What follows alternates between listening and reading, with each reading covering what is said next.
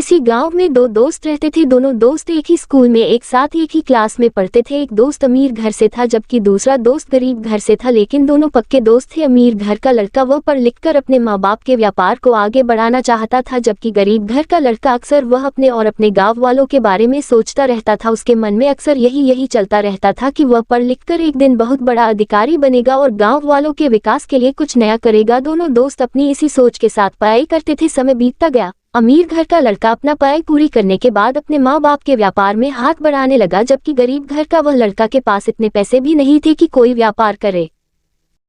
लेकिन वो कहते हैं न अगर हिम्मत हो तो कायनात भी उसे पूरा करने में लग जाती है। इसी सोच पर वह गरीब घर का लड़का छोटे बच्चों को पढ़ाने लगा और अपने सपनों को सच करने के लिए साथ में परीक्षा की तैयारी भी करने लगा। उसे तो हर वक्त सिर्फ अपना लक्ष्य ही दिखता था।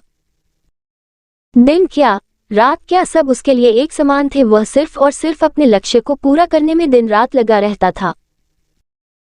और वो कहते हैं न अक्सर सफलता भी उन्हीं को मिलती है जो सफलता के लिए कोशिश करते हैं। उस गरीब लड़के की मेहनत आखिर में रंग लाए और सभी परीक्षा को पास करते हुए वह प्रशासनिक सेवा के लिए चुन लिया गया और उसके गांव के ही जिला स्तर पर उसकी नियुक्ति भी हो गई और इस तरह वह अपने सोचे हुए सपनों को सच कर दिखाया। तो देखा आपने किस तरह एक ही गांव के एक ही स्कूल से शिक्षा की शुरुआत करने वाले दो दोस्त अपने अलग अलग सोच के बल पर अपने अपने रास्ते बनाए और उन पर चलते हुए अपनी मंजिल भी तय किए। ये सब कुछ खुद की अपनी सोच पर आधारित होता है।